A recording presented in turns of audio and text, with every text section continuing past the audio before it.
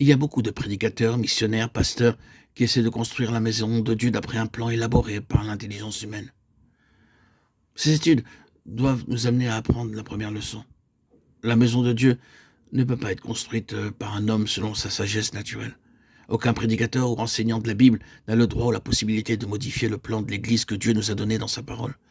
Celui qu'il a révélé aux apôtres et spécialement à Paul, ceux à qui est confié le travail de Dieu connaîtront premièrement ce modèle céleste. Ensuite, ils chercheront à accomplir leur travail conformément au modèle. Dieu a donné un avertissement à Moïse, homme qui parlait avec lui face à face. Il lui a demandé de faire aucune modification dans le modèle qu'il lui a montré. Combien plus nous devrions prêter attention à ces instructions, combien audacieux serait l'homme qui changerait le plan céleste pour l'Église de Dieu.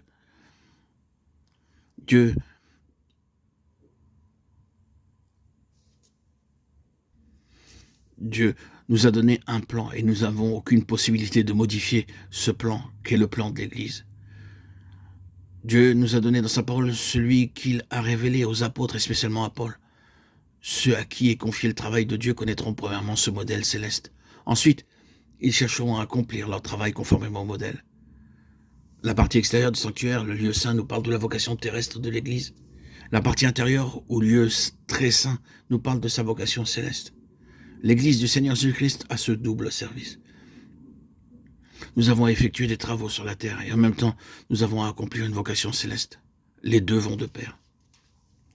Certains sont tellement occupés avec les choses terrestres qu'ils en oublient le caractère et la nature de leur vocation.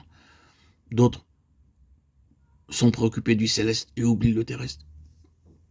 Mais les deux vont ensemble à condition que le divin plan pour l'Église soit manifesté. Il nous faut considérer en premier lieu notre vocation céleste.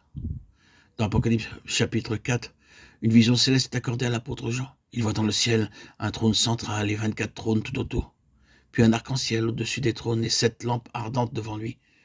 Ici, nous avons l'Église glorifiée dans le ciel et révélée à Jean. Chacun est invité à avoir une part dans ce sanctuaire.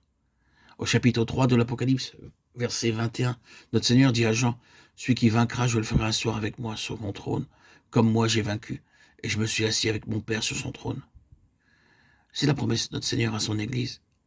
Promesse donnée à Jean, l'apôtre, sur la terre. Au chapitre 4, il est enlevé dans les cieux et voit le trône ainsi que ceux qui sont assis dessus. Chaque détail a une grande signification spirituelle. Nous pourrions passer toute une semaine sur ce seul sujet afin d'obtenir un rapide coup d'œil du sanctuaire et du trône.